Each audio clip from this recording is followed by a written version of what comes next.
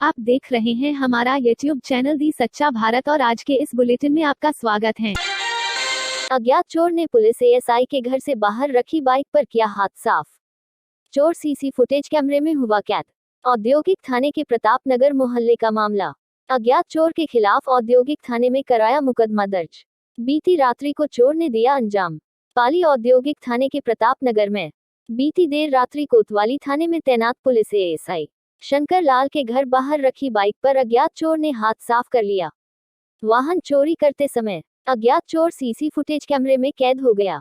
वाहन मालिक द्वारा औद्योगिक थाने में चोर के खिलाफ मुकदमा दर्ज करवाया गया, जहां पुलिस आगे की कार्रवाई शुरू की। कोरोना वैक्सीनेशन के लिए 100% लक्ष्य अर्जित किया जाए। शाले मोहम्मद। सरकारी योजनाओं का लाभ आमजन तक पहुंचे।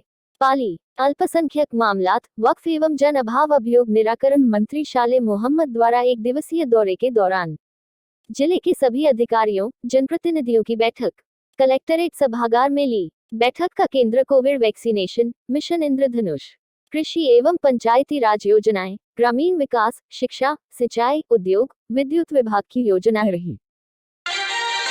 पश्चिम बंगाल पुलिस ने ड्रग्स केस में बीजेपी नेता राकेश सिंह को किया गिरफ्तार। पहले गिरफ्तार की गई बीजेपी नेता पामेला गोस्वामी ने लिया था राकेश सिंह का नाम। पुलिस ने राकेश सिंह के दोनों बेटों को भी कोलकाता में किया गिरफ्तार। कार्रवाई में बाधा डालने का आरोप। ममता के भतीजे अभिषेक बनर्जी की पत्नी रुचिरा से सीबीआई की पूछताछ। कोल स्कैम मामले में करीब 1.5 घंटे तक सवाल जवाब। सूत्रों के हवाले से खबर, अभिषेक बनर्जी की पत्नी के जवाब से संतुष्ट नहीं है सीबीआई, दोबारा दिया जा सकता है नोटिस। पश्चिम बंगाल की मुख्यमंत्री ममता बनर्जी आज हुगली में करेंगी शक्ति प्रदर्शन। दोपहर 1 बजे जनसभा को करेंगी संबोधित। बीजेपी नेता शुभेंदु अधिकारी आज कोलकाता के ऋषिकेश पार्क में लेबुतौला पार्क तक रोड शो करेंगे। एक जनसभा को भी संबोधित करेंगे। पश्चिम बंगाल के वर्धमान में बीजेपी ऑफिस पर हमले में कुछ कार्यकर्ता घायल। 5 राज्यों में होने वाले विधानसभा चुनाव को लेकर चुनाव आयोग की आज अहम बैठक। चुनाव की तैयारियों का दिया जाएगा अंतिम रूप। केरल दौरे के दौरान राहुल गांधी का विवादित बयान। कहा, उत्तर के मुकाबले केरल के लोगों में मुद्दों की ज्यादा अच्छी समझ। अपने संसदीय क्षेत्र वायनाड में एक सभा को संबोधित कर रहे थे राहुल गांधी। कहा, केरल के लोग मुद्दों की राजनीति करते हैं, सिर्फ सती नहीं। राहुल के बयान पर बीजेपी अध्यक्ष जेपी नड्डा का पलटवार। कहा, फूट डालो और राज करो की राजनीति नहीं चलेगी। केंद्रीय मंत्री स्मृति ईरानी ने भी राहुल पर बोला हमला। केरल में दिए बयान पर एहसान फरामोश कहा। उत्तर प्रदेश के मुख्यमंत्री योगी आदित्यनाथ ने भी ट्वीट कर राहुल गांधी पर साधा निशाना। कहा, विभाजनकारी राजनीति आपका राजनीतिक संस्कार। मथुरा महापंचायत में प्रियंका गांधी ने पीएम पर बोला हमला। का अहंकार की वजह से जनता के साथ संपर्क छूटता जाता है। प्रियंका ने कहा, जनता की आवाज सुनना सरकार और पीएम का कर्तव्य, उन्हें आतंकवादी कहना बड़ा पाप।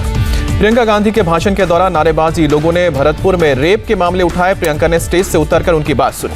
मथुरा में बाकी बिहारी के शरण में पहुंची प्रियंका गांधी। पूजा अर्चना के जरिए देश कल्याण की मांगी मन्नत। न्यायपालिका पर सवाल उठाने पर राहुल गांधी को पूर्व कानून मंत्री पीपी चौधरी का जवाब। कहा, राहुल पर अवमानना का मामला बनता है। केंद्रीय मंत्री प्रहलाद जोशी का केरल सरकार पर हमला। कहा, रोजगार में नहीं तस्करी करने में राज्य सरकार की दिलचस्पी।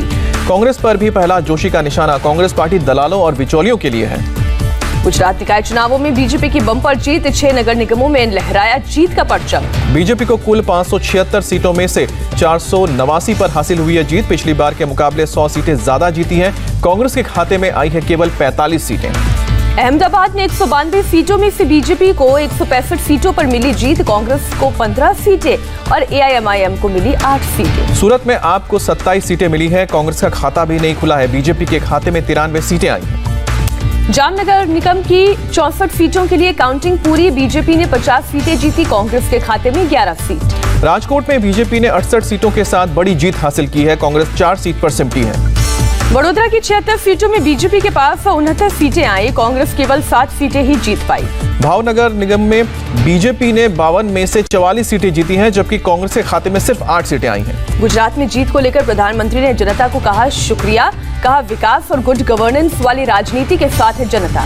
गृह मंत्री अमित शाह ने कहा, इस विकास यात्रा की शुरुआत प्रधानमंत्री मोदी के नेतृत्व में हुई थी। अमित शाह ने कहा, बीजेपी ने जितनी सीटों पर चुनाव लड़ा है उनमें 85% सीटें जीत ली गई। कांग्रेस को मिली करारी हार। गुजरात में बहुमत पर राष्ट्रीय अध्यक्ष जेपी नड्डा ने जताया आभार। कार्यकर्ताओं को धन्यवाद कहा। सूरत में शानदार प्रदर्शन के बाद आम आदमी पार्टी के कार्यकर्ताओं ने की आतिशबाजी। अच्छे प्रदर्शन का जश्न मनाया। जीत पर अरविंद केजरीवाल ने किया गुजरात की जनता का शुक्रिया अदा। 26 फरवरी को सूरत में करेंगे रोड शो। गुजरात निकाय चुनाव के नतीजे के बाद ओवैसी का बयान। गोधरा की सभा में कहा, अब नूरा कुश्ती नहीं दंगल होगा। पंजाब के भटिंडा में दिखा दिल्ली का मोस्ट वांटेड दंगाई लखा सिंह सिधाना, किसान रैली में शामिल हुआ, फरार हुआ लखा। लाल किला हिंसा मामले में है मुख्य आरोपी, दिल्ली पुलिस ने रखा है 1 लाख का इनाम। किसान मजदूर संगठन के अध्यक्ष वीएम सिंह का यू टर्न, का आंदोलन से नहीं हटा था, अब गांव-गांव के अंदर जाएंगे। मध्य प्रदेश के पूर्व मुख्यमंत्री कमलनाथ ने विधानसभा में किसानों की मौत का मुद्दा उठाया, कहा आंदोलनकारी देश के किसान हैं।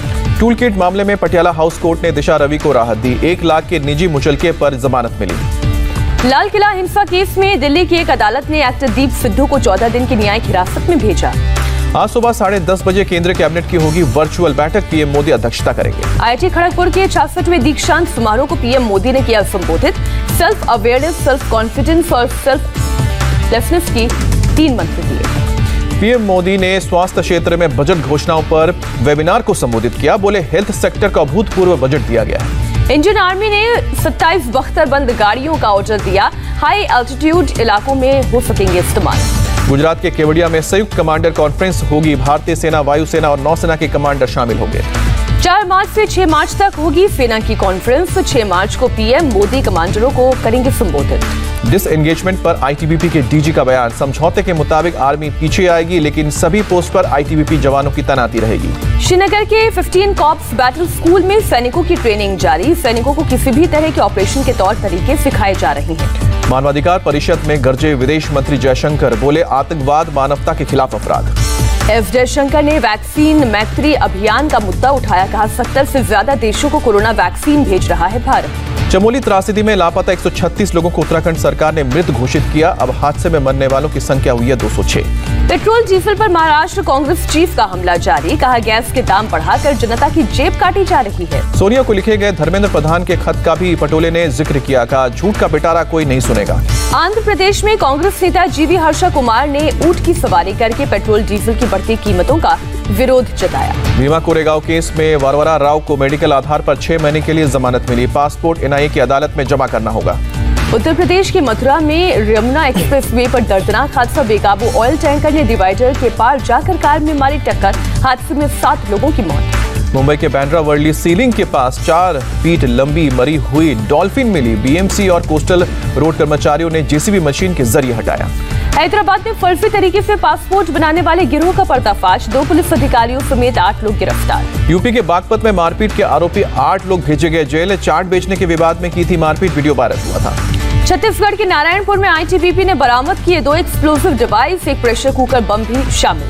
कर्नाटक के चिकबलपुर में खदान में विस्फोट, हादसे में 6 लोगों की मौत। दादरा और नगर हवेली के सांसद मोहन देलकर की पोस्टमार्टम रिपोर्ट आई, बिस्तरा को फॉरेंसिक जांच के लिए रखा गया। सुसाइड नोट में देलकर ने कुछ नेताओं और प्रशासनिक अधिकारियों को जिम्मेदार ठहराया। 2016 में रेस्टोरेंट में फायरिंग का मामला, गैंगस्टर रवि पुजारी को 9 मार्च तक पुलिस ने हिरासत में लिया।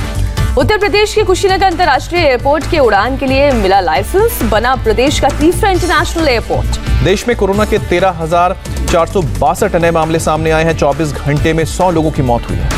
देश में अब तक 1 करोड़ 17 लाख से ज्यादा लोगों को लगी वैक्सीन, देश में अब 1.5 लाख से कम एक्टिव मामले। देश में ब्रिटेन वाले स्ट्रेन से 127 लोग संक्रमित हुए हैं, दक्षिण अफ्रीका वाले स्ट्रेन से 6 मरीज पॉजिटिव।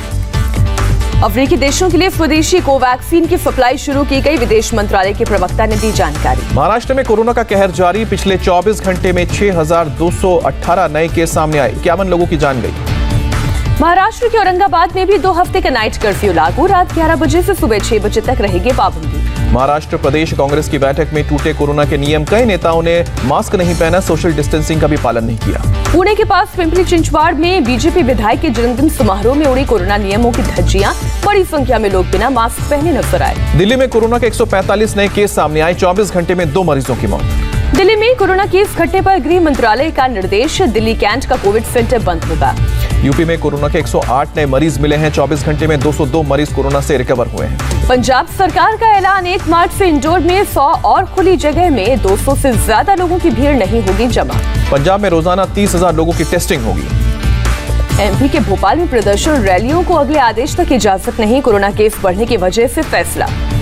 केरल के सीएम ने लिखा पीएम को खत, कोरोना रजिस्ट्रेशन को लेकर कर्नाटक सरकार के फैसले का विरोध जताया। कर्नाटक के हेल्थ मिनिस्टर की सफाई, कहा केरल से आने जाने को लेकर मनाही नहीं, आज ही पीसीआर रिपोर्ट देनी होगी। दुनिया में कोरोना के 11 करोड़ 25 लाख से ज्यादा मामले सामने आए, मौत का आंकड़ा 25 लाख के करीब पहुंचा। ब्रिटेन की एक रिपोर्ट में दावा, फाइजर वैक्सीन लगाने के बाद नए केस में 70% तक की कमी आई। इजराइल ने भी कोरोना केस में कमी आने का दावा किया है। कहा वैक्सीनेशन के बाद 99% तक केसेस में कमी आई है। WHO ने अमीर देशों पर वैक्सीन हड़पने का आरोप लगाया। कहा कोवैक्स प्रोग्राम के जरिए पहले गरीब देशों को मिलनी थी वैक्सीन। कोरोना की वजह से ब्रिटेन से 17 मई तक गैर जरूरी यात्रा पर रोक लगाई गई है। लोग नहीं कर सकेंगे अंतर्राष्ट्रीय यात्रा। अफगानिस्तान में कोरोना वैक्सीनेशन की शुरुआत, भारत ने एस्ट्राजेनेका के 5 लाख डोज भेजी थी। ईरान को लेकर अंतर्राष्ट्रीय परमाणु ऊर्जा एजेंसी ने दी है गोपनीय रिपोर्ट। 20% तक ज्यादा प्योर यूरेनियम इकट्ठा करने का दावा किया है। संयुक्त राष्ट्र शर्तों के साथ ईरान के परमाणु प्रोग्राम का निरीक्षण कर सकेगा। ईरान की संसद में कानून पास।